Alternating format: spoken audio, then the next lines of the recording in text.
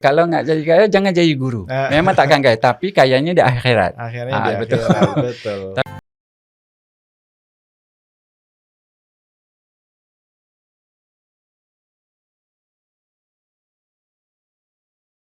Assalamualaikum warahmatullahi wabarakatuh. Selamat gabung kembali dengan Wonder Home Podcast. Masih bersama saya Syifa Amin. Dan kali ini kita kedatangan tamu Abdur. Apa kabar Bang? Baik, alhamdulillah. Terima kasih jemput saya pada petang ini. Sama-sama, kita yang mendapat kehormatan dari Abang ini adalah pensyarah di University Malaya ya. Ya. Dan ini ke Indonesia sudah berapa lama Bang di sini? Ini masuk pekan yang kedua lah. Sudah pekan yang kedua ya. Sudah Insyaallah. merasakan apa itu namanya, asinnya makanan sini, Insyaallah. manisnya makanan Jogja. udah coba macam-macam. Macam-macam. Oke. Bang Razak, ini kan Bang Razak ini pensyarah atau dosen di Fakulti Pendidikan Betul. University Malaya. Ya. Yang kalau sekarang di ranking berapa ya di Kalau Fakulti Pendidikan sekarang ranking dunia itu 65. 65 ya. 65 terbaik dunia lah. Terbaik dunia ya. Salah satu kampus terbaik di insyaallah. dunia itu, Ya, levelnya insyaallah. dunia, bukan hanya di Asia. Nah, sebelum kita bincang banyak tentang dunia pendidikan di Indonesia, di Malaysia gitu, coba boleh ceritakan siapa Abang Razak ini, kok bisa mengajar menjadi pensyarah di kampus terbaik di dunia, salah satu yang terbaik di dunia. Terima kasih. Panjang cerita ni. Gimana? Sampai esok sepertinya nggak bisa siap nih. Saya sebenarnya dulu bermula 93. Tahun 93 ya. 93 itu saya udah mengajar sebagai seorang guru. Guru di sekolah dasar. Guru elementary di sekolah school, dasar. ya, elementary school. Kalau Abang itu memang dari Kuala Lumpur kah? Dari mana? Dan jadi guru itu di Kuala Lumpur juga? Jadi guru saya bermula di Kuala Lumpur. Ketika habis perguruan itu, latihan perguruan, kami di posting. Posting itu saya nggak minta pulang ke kampung. Jadi mau terus tinggal di Kuala Lumpur itu supaya saya boleh lanjutkan pengajian yang lebih ke peringkat yang lebih tinggi lah. Kalau kampung Abang di mana? Di Bentung. Di Bentung. Itu cuma 45 menit ke Kuala Lumpur itu. Pahang ya? Ya, Bentung. Ya, masih di Pahang.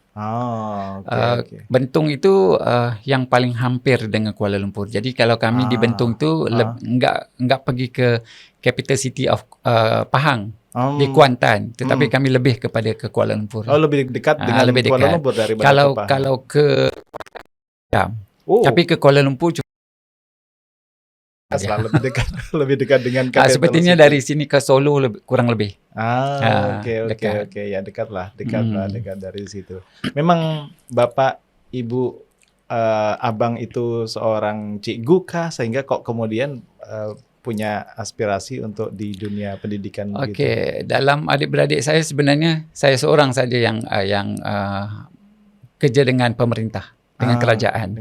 Kemudian ada adik saya seorang lagi. Bermula dengan saya sebagai seorang guru. Kemudian adik saya itu dapat kerja di sekolah sebagai kerani begitu. Jadi saya ni jenis udah dari kecil enggak mau warisi pekerjaan ayah. Pekerjaan ayah apa? Pekerjaan ayah itu noreh getah. Oh, noreh getah. Jadi saya enggak mau, kena getah itu kan baunya kan agak lumayan lah bau busuknya. Bau karet itu. Ya, betul. Baunya kurang jadi sedap lah. Ya. Capeknya itu kerja di ladang getah itu capek. Jadi saya dari kecil memang saya nggak mau mewarisi kerja itu. Jadi saya belajar lebih daripada adik-beradik yang lain lah. Itu tujuannya saya itu. Ada revenge, nggak mau apa itu namanya kerja di kebun getah lagi. Belajar lebih giat, belajar lebih rajin dan lagi. Kemudian menjadi karena saya ini kalau di Malaysia itu anak Felda itu yang mana rata-rata persekitarannya di ladang-ladang gitu. Jadi kalau ke bandar itu agak sulit. Dari kecil kami itu hidup dalam lingkungan Felda.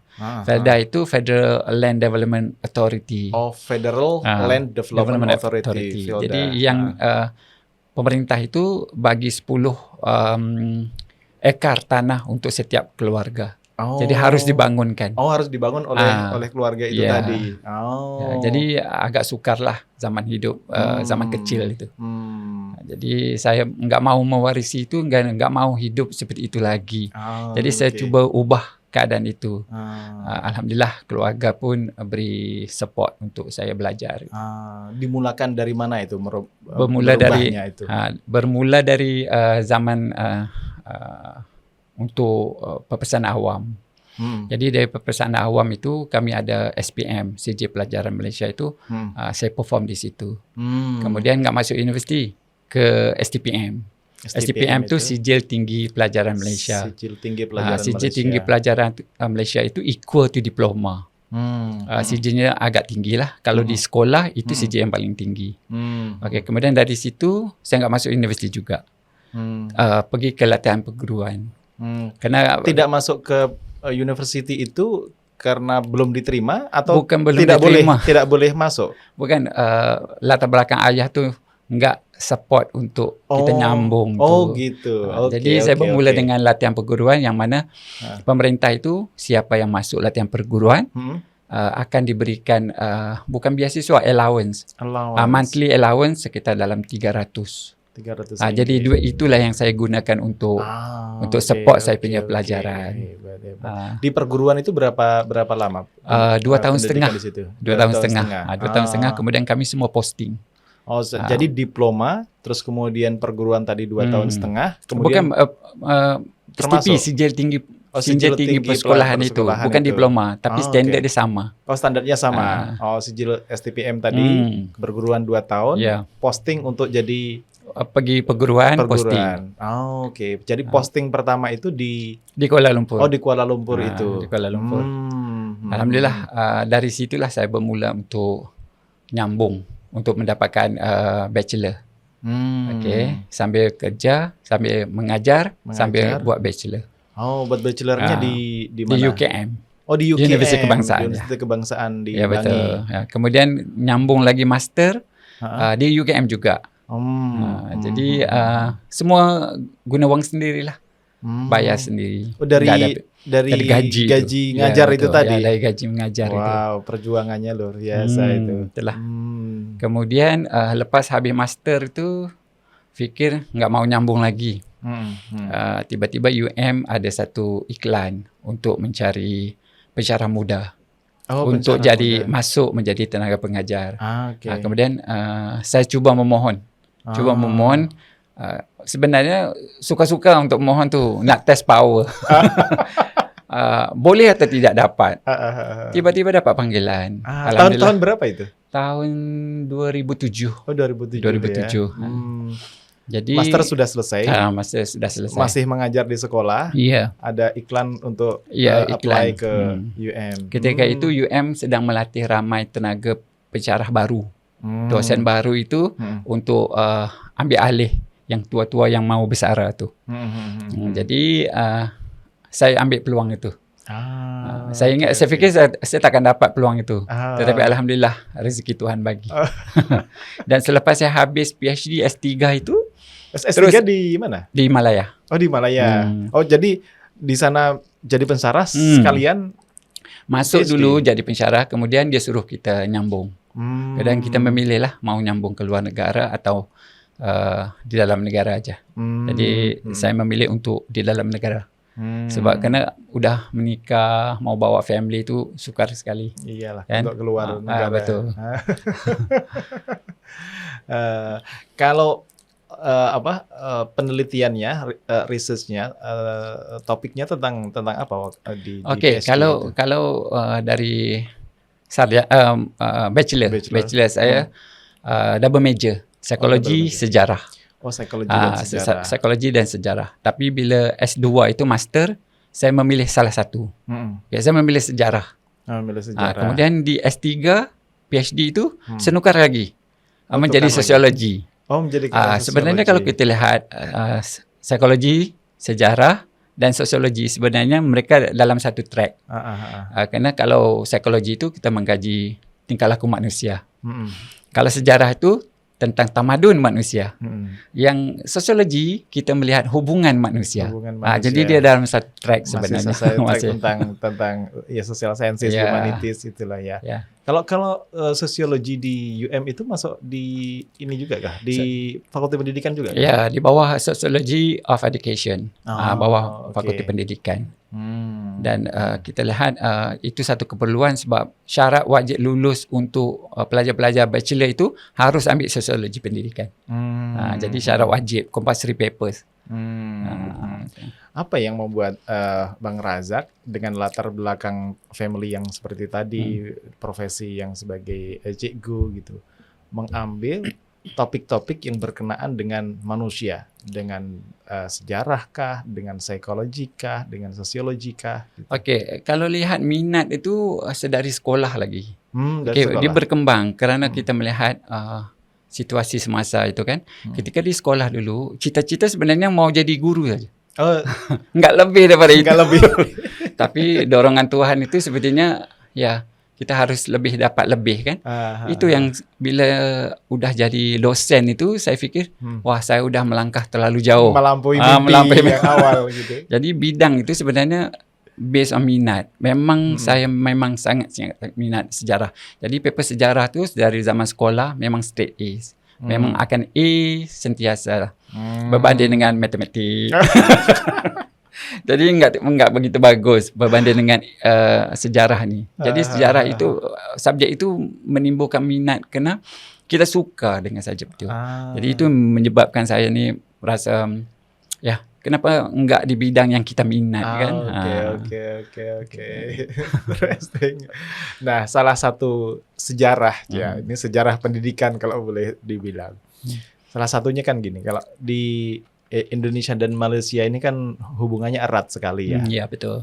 Tahun 80, 90 awal mungkin itu banyak guru-guru dari Indonesia, teachers dari Indonesia itu yang mengajar di Malaysia gitu. Kan begitu hubungannya. Tapi sekarang sebaliknya. Banyak yang orang Indonesia belajar ke Malaysia gitu. Nah, hubungan di dunia pendidikan antara Indonesia dan Malaysia ini kalau dilihat oleh Bang Razak seperti apa? Kalau kita lihat pendidikan ini sebenarnya kalau di Indonesia pun banyak perubahan yang sangat-sangat sangat-sangat besar. Sebab 10 tahun yang lalu bila saya ke sini kita nampak banyak yang masih lagi di tahap yang lama. Tapi kita lihat perkembangan itu selepas COVID itu sangat-sangat besar perubahannya kerana teknologinya udah semakin canggih di Indonesia sekarang. Dan ketika saya ke sekolah beberapa sekolah di Muhammadiyah di Salagit 3 itu. Di Salatiga. Dia ada Muhammadiyah Plus. Oh, sekolah Muhammadiyah Plus. Jadi Plus itu dia ada tambahan lagi. Extra co-curricular itu. Dan mereka memang sangat perform. Dan kita nampak di Indonesia juga pertumbuhan sekolah-sekolah swasta tu seperti cendawan selepas hujan. Banyak sekali. Ya betul, banyak sekali. Kalau dulu mungkin agak terhal lebih kepada sekolah di bawah pemerintah. Tapi perkembangan universitas juga saya lihat perkembangan universitas baru itu sangat pesat di Indonesia ni. Cuma pelajarnya terserah mampu atau tidak untuk terus merebut peluang itu. Dan kita lihat keluaran daripada sekolah-sekolah di Indonesia juga pelbagai kan. Ada kalau di Muhammadiyah Plus itu mereka ada satu kemahiran yang di luar daripada yang ada di sekolah-sekolah di bawah pemerintah. Bagus sekali mereka bisa jamming, main music, bisa ada martial art, ada macam-macam lagi yang mungkin tidak di cover di sekolah pemerintah. Jadi sekolah-sekolah ini bisa bangun dengan pesatnya.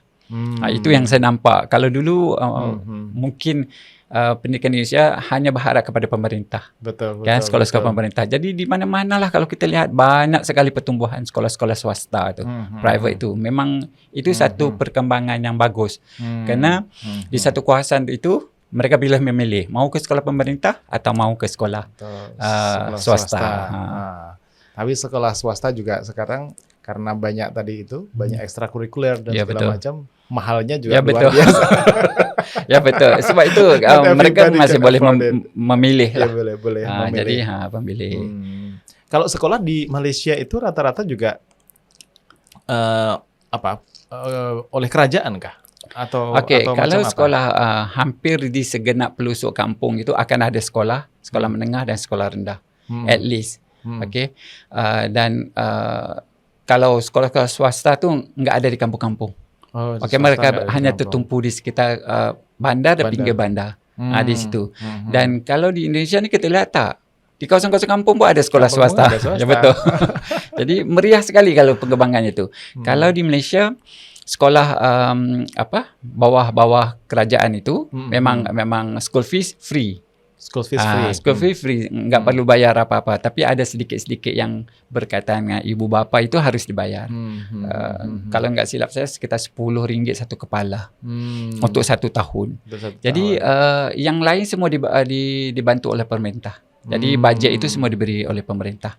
Jadi masih lagi terserah kepada pelajar-pelajar. Dan sekarang ni kalau kita lihat kerajaan banyak membuat sekolah-sekolah untuk special need education.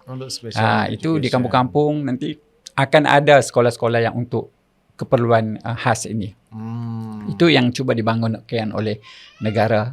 Okey, dan kita lihat perkembangan itu bagus kerana di satu tempat itu pasti akan ada lah yang special need ini. Betul. Dan mereka harus belajar juga. Enggak boleh ditinggalkan begitu.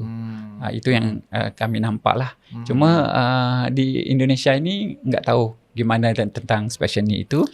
Tapi pertumbuhan sekolah swasta itu sangat banyak. Sangat pesat. Ya, kalau di Indonesia untuk special need ada namanya SLB itu di sekolah luar biasa namanya itu. Mungkin di hampir di semua provinsi mesti ada. Tapi ya tak banyak. Tapi ada namanya inclusion school yang bisa integrate yang special need juga gitu. School, ya. Cuma ya resourcesnya belum sesuai ekspektasi lah gitu. Masih dalam proses awal ya. Dalam proses. Ada yang bagus yang di-provide oleh private school ada di sini. Juga inklusi. Menjadi percontohan, menjadi di Jogja itu ada namanya sekolah lupa saya, Tumbuh kalau tak salah namanya. Itu bagus gitu, banyak orang yang jadikan itu sebagai referensi. Cuma ini yang juga pengen saya tahu, kesejahteraan guru. Bagaimana how teachers are getting paid, bagaimana kalau di Malaysia itu memang monthly, bukan monthly, yearly tu memang kita akan ada increment. Setiap tahun akan ada increment. Dan kita punya basic gaji pun sekarang sedang dikaji lagi. Dan insyaAllah tahun depan akan ada increment untuk skill yang baru. Tu skillnya national sama semua.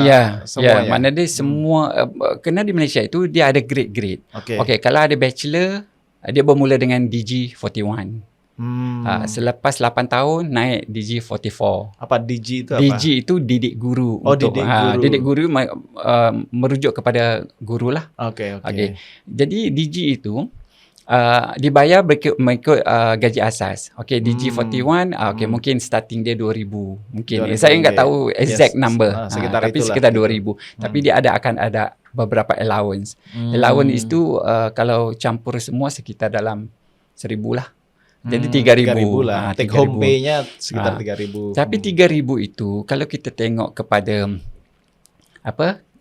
kapasiti gaji itu kalau tinggal di bandar, dia masih dalam kategori miskin. Kategori miskin 3,000 kalau di bandar. Ya, kalau di bandar. Kalau di kampung mungkin dia lebih sederhana lah. Decent lah udah lumayan. Kalau di bawah 5,000 itu masih lagi kategori miskin. Tapi ketika single itu 3,000 masih lagi mencukupi. Setiap tahun akan ada increment. Increment ni yang sehingga kini sekitar dalam 270-280 setahun. Per tahun. Nanti kalau tahun ini, tahun depan akan naik lagi 270. Jadi sehingga 8 tahun untuk naik DG44 itu akan ada 7 kali kenaikan. Begitu. Jadi kalau basic gaji ni kalau kita bilang 2,000 3,000, kalau kita pandai menggunakan wang itu, saya rasa mencukupi.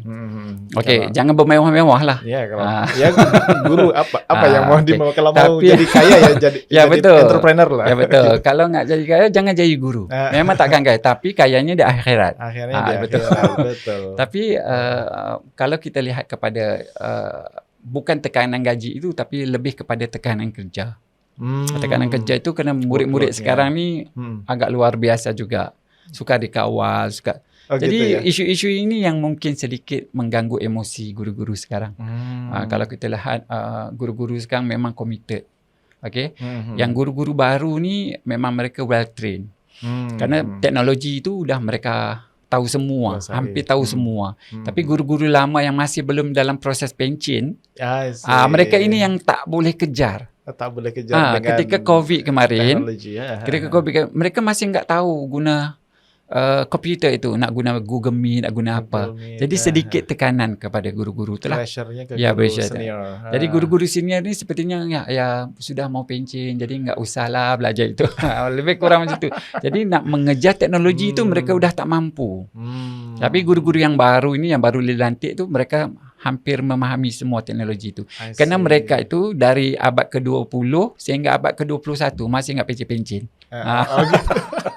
Jadi macam saya sendiri jadi guru itu dari abad ke-20, dari tahun 93 itu sudah mengajar sampai sekarang sudah 31 tahun. Enggak mampu kejar lagi teknologi kerana setiap hari perubahan berlaku kepada teknologi. Jadi dari situlah nanti kita lihat ada sedikit tekanan pada guru-guru lama. Guru-guru baru mungkin santai lagi. Ke depan hari 10 tahun, 20 tahun enggak tahu lagi apa yang makin kencang gitu. Ya, kalau tidak bisa adaptif terhadap teknologi agak sulit sih ya. Ya, kalau di Indonesia kesejahteraan guru menjadi big issue. Kalau dia sudah jadi permanent job as a teacher, itu lumayan lah decent untuk for a decent life. Tapi ada yang namanya kontrak, guru by kontrak gitu. Wah, itu kesejahteraan mereka masih sangat perlu ditingkatkan lah begitu. Untuk tidak mengatakan seakan susah. Ya betul. Sekarang itu yang di level tadi ya, sekolah rendah, menengah atau atas gitu. Abang kan juga sering bawa pelajar abang dari Malaya ke perguruan-perguruan tinggi di sini. Kalau di tingkat higher education-nya gimana abang melihat? Okey, student sekarang mereka harus menguasai pelbagai bidang. Okey, saya bawa student-student tu keluar supaya mereka tahu di luar sana ada banyak lagi ilmu yang mereka harus belajar. At the end of the day, mereka harus jadi guru. Jadi gimana mereka harus ada pikiran yang sempit. Jadi abang bukakan peluang supaya di luar sana kamu harus belajar budaya orang juga. Kalau ke Indonesia, lihat perkembangan education-nya. Okey, lihat gimana pelajar-pelajar di sini belajar. Okey, kemarin ketika bawa mereka itu ke sekolah Muhammadiyah Plus tu, mereka lihat, wow, yang ini enggak ada. Tidak ada di Kuala Lumpur, tidak ada di Malaysia. Tetapi ada di Salatiga di Indonesia itu perkembangannya. Bagaimana Indonesia createkan satu pembelajaran yang hebat macam ni. Mungkin ini suatu ketika nanti ketika mereka jadi guru, mereka boleh create benda-benda macam ni di sekolah. Itu maksud yang saya kenapa saya bawa. Sangat kuat itu. Powerful betul. Itu, inspiring. Sama juga orang Indonesia ni pergi ke Malaysia, mereka mencari sesuatu kelainan untuk lihat, bawa balik dan boleh implement di negara mereka di Indonesia lah kan. Jadi konsep dia begitu. Jadi sebelum mereka menjadi guru, kita buka peluang dulu kepada mereka untuk nilai apa education yang kita nak sebenarnya. Jadi kita cuba melahirkan modal insan yang seimbang. Seimbangnya dari sudut mana? Dari agamanya, dari duniawi, ukhrawinya. Kedua-duanya kita mau. Jadi biar seimbang itu mereka tahu ini dunia, ini akhirat. Jadi di sinilah mereka belajar dan harapnya nanti mereka pulang bila mereka dilantik menjadi guru, mereka tahu gimana mau create situasi yang begitu. Supaya student itu sedar bukan hanya grade A tapi tingkahnya teruk. Kita enggak mahu macam tu. Okey, itu yang saya nampak saya bagi peluang kepada dia lah. Tingkahnya buruk, tingkahnya payah betul. gitu ya. Abang sudah pernah ke mana saja di Indonesia ini? Bawa students Kalau ke ke mana Indonesia saya sudah ke Surabaya sudah, Pekanbaru Surabaya sudah. Jogja ini sepertinya sudah 10 kali. 10 kali. Okey, kemudian ke Salatiga. Lagi ke mana ya? Ada lagi beberapa lah. Tapi sering-sering ke Jogja ini.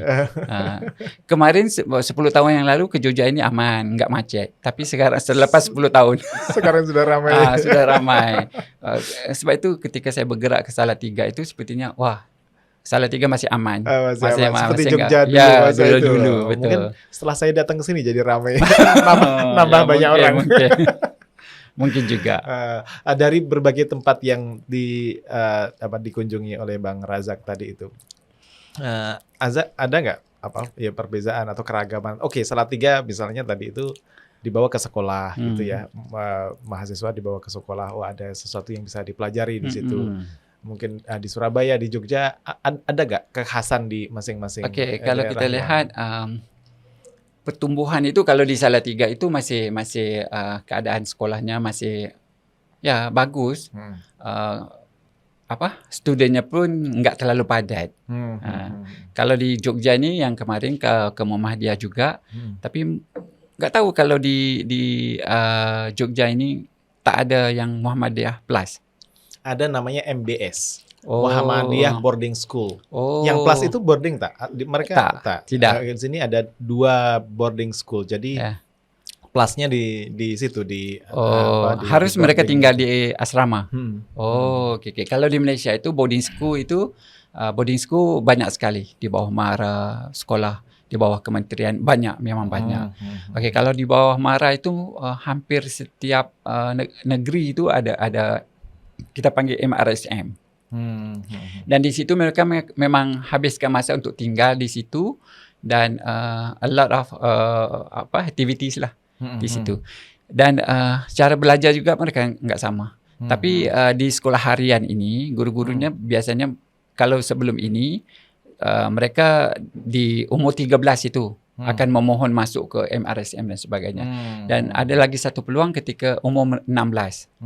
Jadi mereka boleh memilih. Dan kami juga ada sekolah-sekolah yang kita bilang untuk TVET. Teknologi vocational. Teknologi vocational. Jadi teknologi dan vocational ni dan technical. Kita lihat budak yang enggak minat banyak hafal-hafal ini, belajarnya stres ini, mereka boleh ke technical.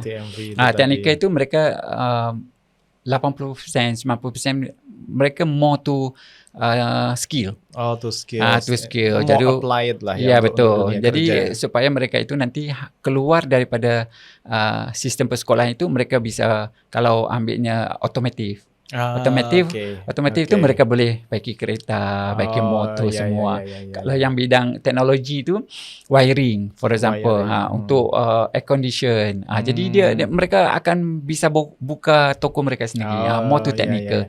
Di Indonesia juga ada kalau enggak salah saya. SMK, Sekolah Menengah Kejuruan. Ada multimedia, technical, terus kemudian tadi itu bengkel. Yalah, rasanya lebih kurang sama kan.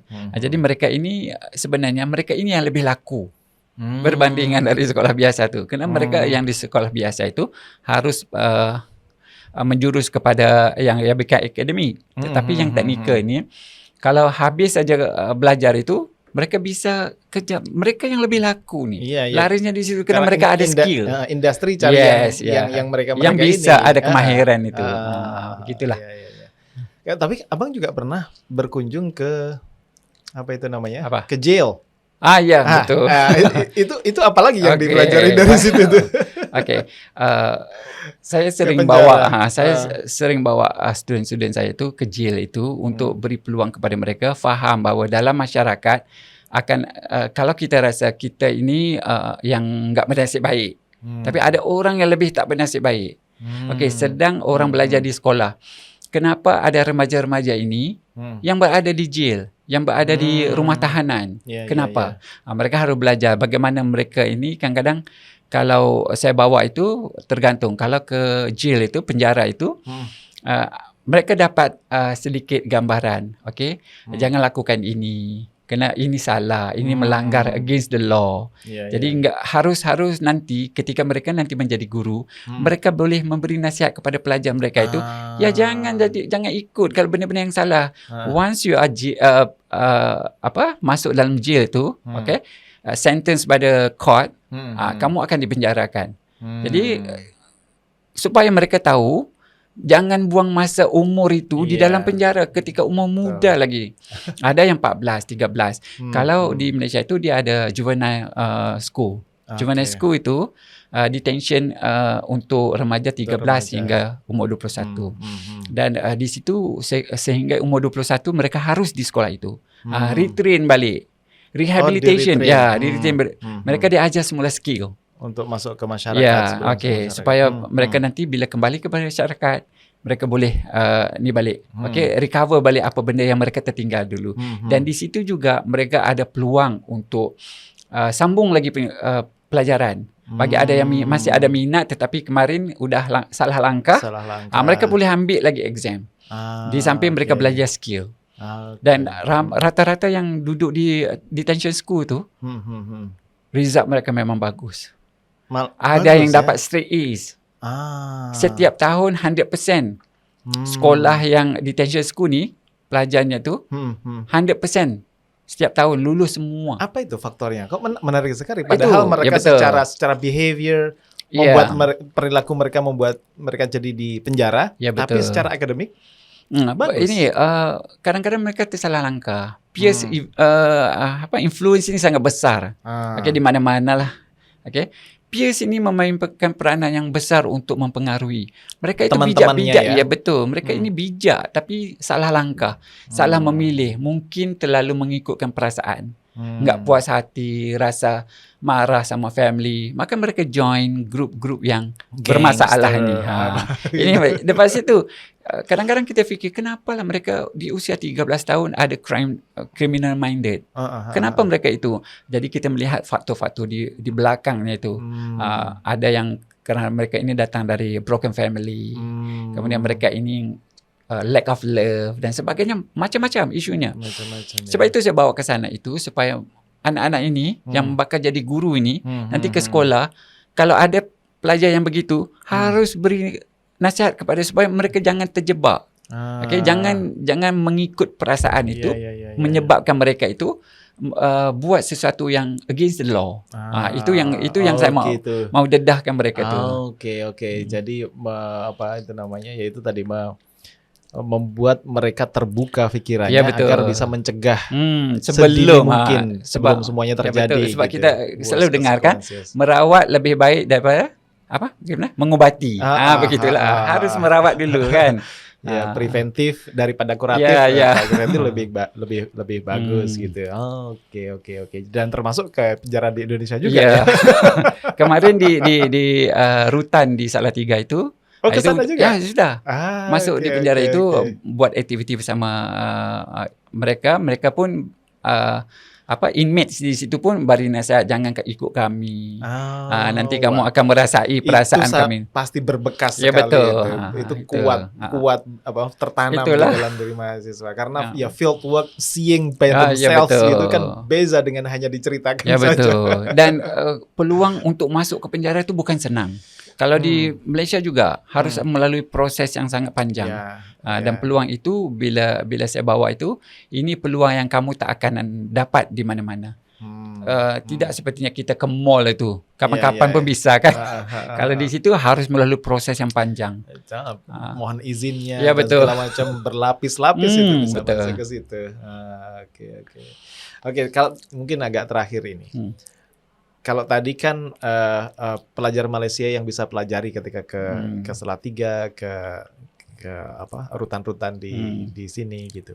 Kalau kira-kira yang perlu, yang dari pengamatan Bang Razak, yang orang Indonesia, pegiat pendidikan Indonesia, entah gurunya kah, entah siswanya kah, entah pensarahnya kah, yang perlu bisa ambil pelajaran dari pendidikan di Malaysia apa? Okey, kalau lihat pendidikan di Malaysia sebenarnya kita tak banyak beza pun. Okey, cuma mungkin di Indonesia ni anak-anak sekolah itu, pelajar-pelajar itu mungkin ramai dan ibu gurunya tak sempat untuk membantu. Mungkin kerana kesibukan kerja itu, tugasan di sekolah itu menyebabkan mereka yang nakal-nakal ni enggak sempat mereka merawat. Sebelum mereka itu nanti berpindah ke tempat tahanan itu. Mungkin itu yang saya nampak di Malaysia juga sebenarnya, kerana tekanan daripada untuk habiskan silibus setiap tahun itu, tekanan kepada guru. Dan masalah sosial ni sebagaimana kita tahu, kalau kita mengejar sangat pemodenan, kita akan tertinggal tentang kemanusiaan. Itu yang kita selalu nampak. Dan sebenarnya kemanusiaan itu kalau di sekolah, kalau anak-anak tu dalam kelas, dia bermasalah, kita harus tanya kenapa. Kerana mungkin dia mahukan perhatian dari kita. Dari kita yang guru ini, dia mahu perhatian. Kalau budak itu di dalam kelas, dia tidur.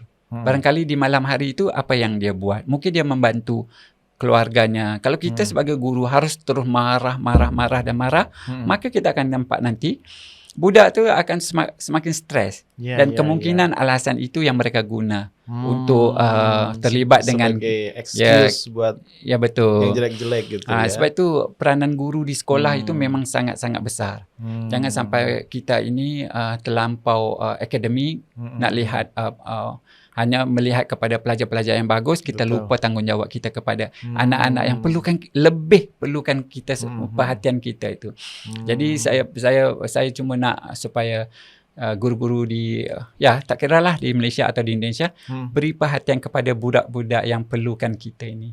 Budak pandai itu kita kasih 1, dia dapat 3. Budak yang lemah tu kita bagi 1, mungkin separuh pun dia tak dapat. Jadi mereka perlukan ekstra perhatian yang dari di sebalik daripada akademik itu saja.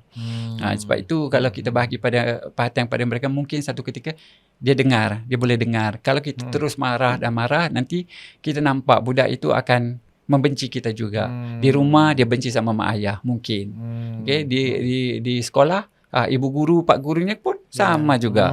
Jadi mungkin nanti akan menyebabkan mereka ini cepat terpengaruh dan banyaknya mereka nanti generasi itu banyak di penjara berbanding dengan yang sepatutnya berkembang membangunkan Indonesia itu sendiri. Oke, ya betul. Kalau di rumah tak diterima, betul. tidak welcoming, di sekolah dimarah-marahin, nggak ada welcoming. Yang welcoming mereka siapa? Ya budak-budak yang teman-teman yang tak benar. Teman-teman yang bermasalah itu. Yang bermasalah. Yalah. Join to the club gitu. Ya, betul. Nah, kan itu tidak diharapkan terjadi ya. Oke. Kalau kita melihat ya prototipe guru yang baik itu mungkin cikgunya Ipin Upin mungkin kali. Ya betul kan, Upin itu banyak sangat nilai yang bagus-bagus itu. Nilai-nilainya kan tidak mengejar akademik saja, tapi juga karakter building anaknya juga sebab di Indonesia kan pendidikan karakter itu sangat penting kan. Jadi kita nggak mau yang pendidikan karakter itu berjalan, tapi hasilnya itu ramai yang ke rumah tahanan dan sebagainya. Itulah. Apalagi tadi kita juga berbincang generasi Alpha, generasi Z sekarang itu kan rapuh, beda treatmentnya mesti. Itu saya sering beritahu anak-anak sekolah itu. Ibu dan ayah itu pura-pura sehat untuk pergi kerja. Tapi kamu pura-pura sehat untuk nggak mau ke sekolah. Beda kan? Orang dulu-dulu mereka ibu bapa kan pura-pura sehat supaya boleh pergi kerja dapatkan uang. Mereka ni pura-pura sakit. Nggak mau ke sekolah. Kenapa nggak mau ke sekolah?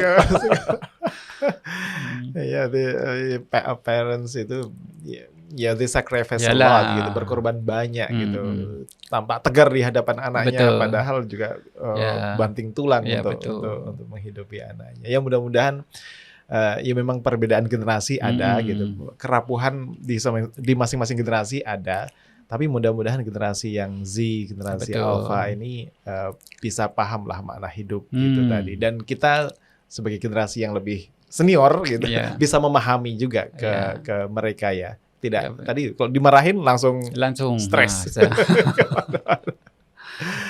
Gitu Bang Razak ya. Terima kasih banyak atas sharing pengalamannya, sharing tadi opininya. Mudah-mudahan bermanfaat insyaallah. Dan kita terus silaturahim, terus kolaborasi, terus kerjasama, saling belajar.